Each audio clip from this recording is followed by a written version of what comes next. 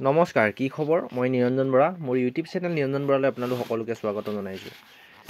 Central government Bharat চৰকাৰৰ চাকৰি supreme কোৰ্টৰ ফালৰ পৰা কিছুমান পোষ্ট আহিছে। তাত কোনে কোনে এপ্লাই কৰিব পাৰিব, বয়স কিমান লাগিব, এপ্লিকেশ্যন ফিজ কিমান কাটিব লাগিব, বা আপোনালোকৰ পে' স্কেলটো কেনেকুৱা হ'ব, কোৱালিফিকেশ্যন কিমান লাগিব, চিলেকশ্যন প্ৰচেছ কেনেকুৱা হ'ব, ফুল ডিটেইলছ জানিব পাৰিব। ভিডিঅ'টো শেষলৈকে চাব।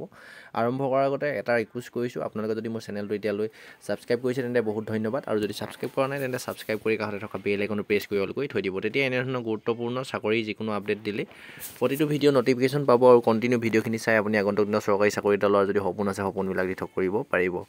আহক এতিয়া আমি ভিডিঅ'টো আৰম্ভ কৰোঁ। দেখিছে ফেব্ৰুৱাৰী 6 তাৰিখে আহিছে এখন notice 2025 SC RC new Delhi, date February 4 February 2025 তাৰিখে এখন এডভাৰটাইজমেণ্ট আহিছে। অনলাইন এডভাৰটাইজমেণ্ট দেখিছে আপোনালোকৰ ফুলফিল্ডা 8 তাৰিখ 3 মাহ 2025 জুনিয়ৰ কোৰ্ট এছিষ্টেণ্ট, পোষ্টটোৰ নাম হৈছে জুনিয়ৰ কোৰ্ট এছিষ্টেণ্ট। তাৰপিছত প্ৰথম আমি যদি চাওঁ পে' স্কেলটো আপোনালোকৰ বেচিকটো 35,400 বেচিকটো, আৰু তাৰ যিখিনি এলাউন্স পায় চৰকাৰী চাকৰিয়ালে ভাৰত চৰকাৰৰ বা চেণ্ট্ৰেল চাকৰি, টোটেল আপোনালোকৰ গোটেইখিনি মিলাই আপোনালোকৰ পে' স্কেলটো হ'ব 72,040 টকা। 72,000 টকা আপোনালোকৰ চেলাৰী হ'ব। পে' ইভেণ্ট ছেকেণ্ড পে' ইভেণ্টৰ আণ্ডাৰত, আৰু গেট পে' 4,200 টকা, মানে 75+ আপোনালোকৰ প্ৰথম পে' স্কেল ষ্টাৰ্ট হৈ যাব। আপোনালোকে শেষলৈকে চাই থাকক।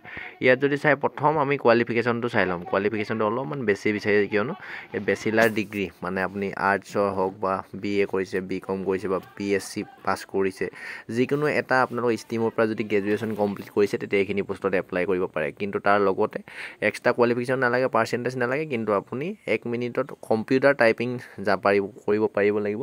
1 মিনিটত 35টা ৱৰ্ড টাইপিং কৰিব লাগিব, আৰু নলেজ অফ কম্পিউটাৰ বিষয়ে আপোনাৰ সাময়িক যিখিনি জ্ঞান লাগে সেই জ্ঞানখিনি থাকিব লাগিব। এজ লিমিটটো হৈছে 18 বছৰ পৰা 30 বছৰলৈকে জেনেৰেল EWS ল'ৰা ছোৱালীয়ে এপ্লাই কৰিব পাৰিব, আৰু যদি SC ST হয় 5 বছৰ 35 ইয়াৰ্ছলৈকে পাৰিব, OBC হ'লে 3 বছৰ 30T, আৰু লগতে PWD যদি কেণ্ডিডেট হয় তেতিয়া 40 বছৰলৈকে এইখিনি বস্তুত এপ্লাই কৰিব পাৰিব। আৰু ৰিজাৰ্ভেশ্যনখিনিত SC ST EWS OBC গোটেইখিনিৰ কাৰণে যি মতে চৰকাৰে সুবিধা দিয়ে গোটেইখিনি সুবিধা দিছে। স্কিম অফ এক্সামিনেশ্যন, প্ৰথমতে আপোনালোকৰ অবজেক্টিভ টাইপ কুৱেশ্যন হ'ব 100 মাৰ্কৰ আহিব। জেনেৰেল ইংলিছ কুৱেশ্যনৰ 50টা আহিব, তাৰপৰা কম্প্ৰিহেনশ্যনত 25টা, আৰু জেনেৰেল এপ্টিটিউড এণ্ড জেনেৰেল নলেজৰ 25টা কুৱেশ্যন, টোটেল 100 মাৰ্কৰ কুৱেশ্যন পেপাৰ আহিব। টাইমিংটো আপোনালোকৰ থাকিব 2 ঘণ্টা। তাৰপিছতে আহিলে আপোনালোকৰ টেষ্ট অফ 25 কুৱেশ্যন। তাৰপিছত টাইপিং টেষ্ট হ'ব। আপোনালোকে এক্সামটো কোৱালিফাই কৰাৰ পিছতে আপোনালোকৰ টাইপিং টেষ্ট হ'ব।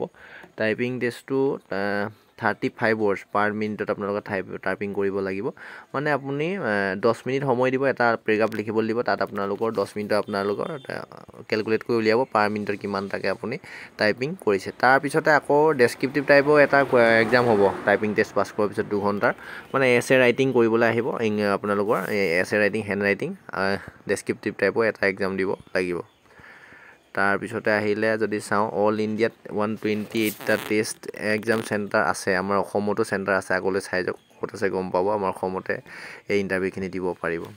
তাৰপিছতে এপ্লিকেশ্যন ফিজটো মষ্ট ইম্পৰ্টেণ্ট। যিখিনি জেনেৰেল OBC EWS ল'ৰা যদি আছে তেতিয়া আপোনালোকৰ এপ্লিকেশ্যন ফিজটো অলপ যথেষ্টখিনি কাটিবলৈ 1,000 টকা এপ্লিকেশ্যন ফিজ কাটিব লাগিব। তাৰপৰা OBC, তাৰপৰা SC ST আৰু এক্স ছাৰ্ভিচমেন যদি হয় তেতিয়া 250 টকা এপ্লিকেশ্যন ফিজ কাটিলে হ'ব।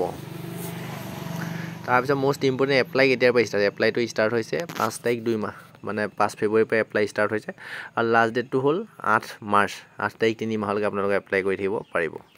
এইখিনি আপোনালোকৰ ইন্ট্ৰডাকশ্যনখিনি দিছে আপোনালোকে। এইখিনি মই ডেছক্ৰিপশ্যনৰ যিটো লিংক আছে তাতে টেলিগ্ৰাম চেনেলৰ যিটো লিংক আছে তাতে এই ন'টিছখন দি থওঁ, তাতে গৈ আপোনাৰ চেনেলটো ছাবস্ক্ৰাইব কৰি ন'টিছটো নিজে এবাৰ ভালদৰে পঢ়ি চাই ল'ব। মষ্ট ইম্পৰ্টেণ্ট কথাকেইটা কৈ দিছোঁ। আৰু এইখিনি কি আছে, আপুনি অনলাইন এপ্লাই কৰিব লাগিব। যিটো ৱেবছাইটটো হ'ল www.sci.gov.in অফিচিয়েল ৱেবছাইটত আপোনালোকে অনলাইন এপ্লাই কৰিব লাগিব।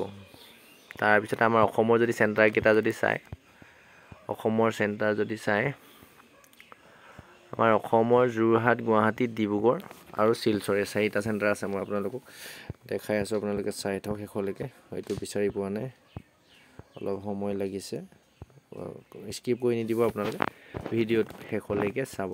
আসামৰ যদি চাই 20 নম্বৰ পইণ্ট দেখিছে আসামৰ ডিব্ৰুগড়ত আপোনালোকৰ এক্সাম চেণ্টাৰ আছে আসামৰ গুৱাহাটীত আছে আসামৰ যোৰহাটত আছে আসামৰ শিলচৰত আপোনাৰ 4টা এক্সাম চেণ্টাৰ আছে ইয়াতে আপোনালোকে গোটেই ইণ্টাৰভিউখিনি দিব পাৰিব যদি চাকৰিটো পায় তেতিয়া আপোনালোকৰ চেণ্ট্ৰেল সুপ্ৰিম কোৰ্টতে আপোনালোকৰ চাকৰিটো হ'ব এইখিনি গোটেই ডিটেইলখিনি দিলোঁ আপোনালোক যদি ইলিজিবল হয় এপ্লাই কৰিব যদি ইলিজিবল নহয় আপোনালোকৰ বন্ধু বান্ধৱী দাদা বাইদেউ সকলোলৈকে ভিডিঅ'টো শ্বেয়াৰ কৰিব যিসকলে এইখিনি পোষ্টৰ প্ৰতি ইলিজিবল হয় তেওঁলোকে অনলাইন এপ্লাইটো কৰিব পাৰিব বা ইণ্টাৰভিউ দি চাকৰি ল'ব পাৰিব ইনফৰমেশ্যনটো ভাল লাগিছে লাইক কৰিব ডেছক্ৰিপশ্যনতে আপোনালোকৰ টেলিগ্ৰাম চেনেলটো দিছোঁ ফ'ল' কৰিব তাত ন'টিছখন দি দিম আৰু ইনষ্টা আইডিটো দিছোঁ ফ'ল' কৰি ৰাখিব নেক্সট আকৌ এটা অতি গুৰুত্বপূৰ্ণ ভিডিঅ' সৈতে আপোনালোকৰ সন্মুখত লগ পোৱাৰ প্ৰতিশ্ৰুতি আজি এই ভিডিঅ'টোৰ পৰা ইমানতে বিদায় লৈছোঁ ধন্যবাদ